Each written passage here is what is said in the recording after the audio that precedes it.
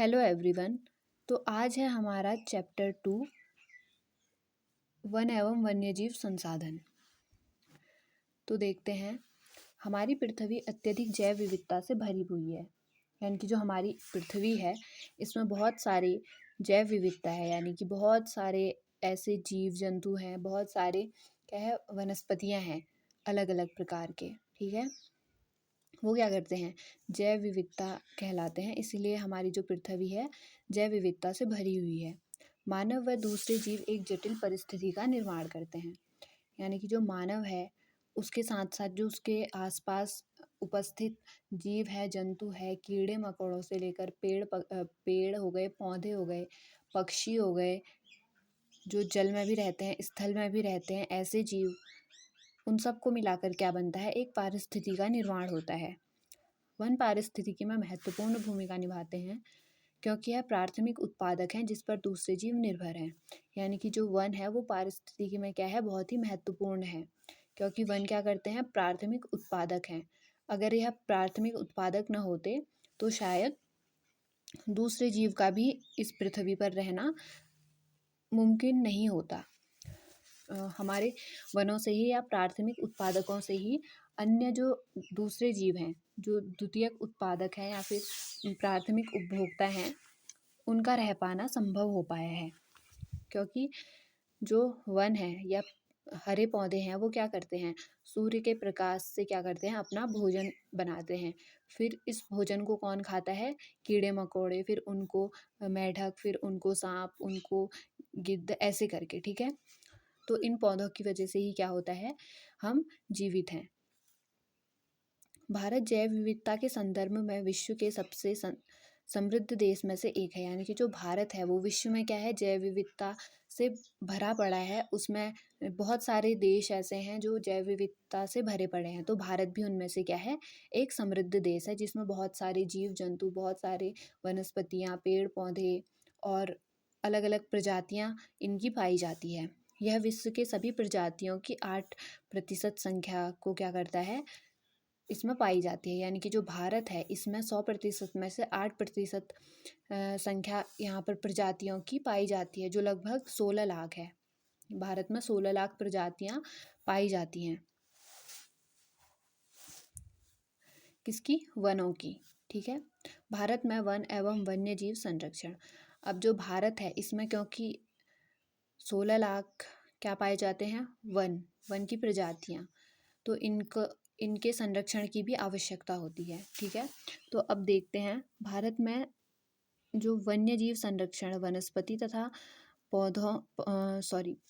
पशुओं में जीन्स विविधता की संरक्षित करता है। यानी कि जो वन्य जीव संरक्षण है, जो वन्य जीव संरक्षण वो क्या करता है, जो वनस्पति होती है, अलग अलग प्रजातियां हैं वनस्पतियों की, और जो पशु होते हैं उनके जो जीन्स होते हैं, जेनेटिक होते हैं, उनको क्या करता है, संरक्षित करता है। क्योंकि क्या हो रहा है, हम मानव क्या करता है, शिकार करता है या फिर बहुत सारे वनस्पतियों को काट देता है। तो कुछ वनस्पतियां ऐसी हैं जो लुप्त होने की कगार में हैं। अगर उनको भी काट दिया जाएगा तो क्या होगा, वो वनस्पति फिर नहीं, दोबारा हमें नहीं मिल पाएगी। तो उनके संरक्षण के लिए, क्योंकि वो जेनेटिक होते हैं, उनसे ही आगे को और उनकी संख्या बढ़ सकती है, तो उनके संरक्षण के लिए क्या किया गया है, वन्यजीव संरक्षण का निर्माण किया गया है।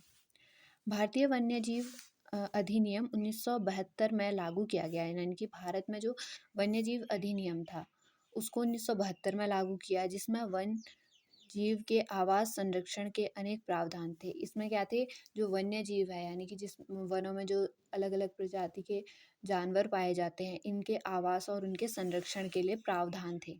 ठीक है, इसमें संकटग्रस्त जातियों के बचाव पर, शिकार प्रतिबंध पर, वन्य जीव आवासों का कानूनी रक्षण तथा जंगली जीवों के व्यापार पर रोक लगाने पर जोर दिया।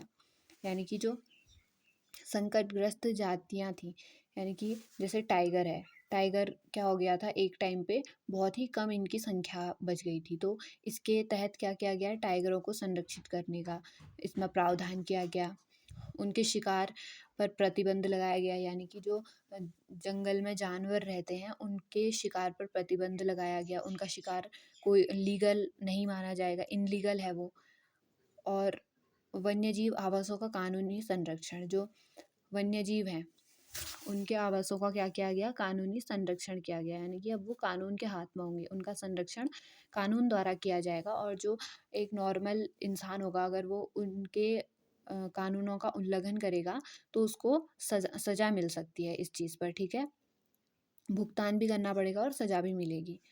जंगली जीवों के व्यापार पर रोक लगाया गया, यानी कि जो जंगली जीव हैं जैसे बहुत सारे जीव ऐसे होते हैं जिनकी क्या करते हैं, इनकी खालों को बेचा जाता है और जो हाथी है उनके दांतों को बेचा जाता था। तो उन सब चीज़ पर, उनके व्यापार पर क्या कर दिया गया, रोक लगाया गया, ताकि वो सारे जीव क्या हो सके, बच सके, उनका संरक्षण हो सके।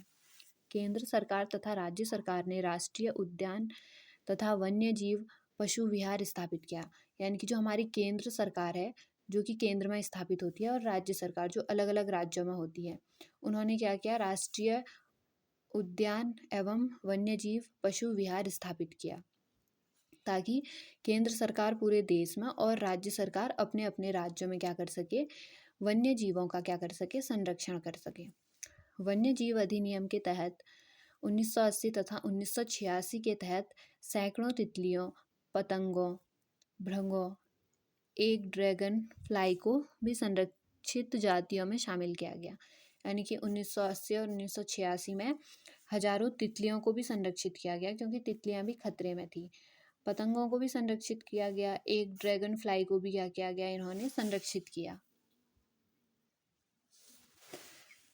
प्रोजेक्ट टाइगर वन्य जीव परियोजना 1973 में शुरू करी गई, यानी कि जो प्रोजेक्ट टाइगर है वो किस चीज़ से रिलेटेड था, टाइगर के संरक्षण से रिलेटेड था, ठीक है।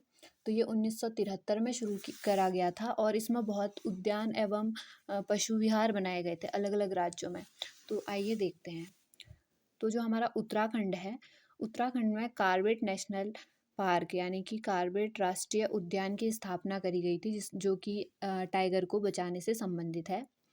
पश्चिम बंगाल, पश्चिम बंगाल में सुंदरवन राष्ट्रीय उद्यान स्थापित किया गया टाइगर के संरक्षण के लिए। मध्य प्रदेश में बांधवगढ़ राष्ट्रीय उद्यान स्थापित किया गया क्योंकि एक टाइम पे मध्य प्रदेश में सर्वाधिक टाइगर पाए जाते थे, तो इस वजह से मध्य प्रदेश भी इनमें शामिल है। राजस्थान में सरिस्का वन्यजीव पशु विहार, असम में मानस बाघ रिजर्व और केरल में पेरियार बाघ रिजर्व। ये सब किस चीज़ से रिलेटेड है, हमारे टाइगर के प्रोजेक्ट से, यानी कि टाइगर संरक्षण से रिलेटेड है। वन्यजीव संसाधनों के प्रकार एवं वितरण।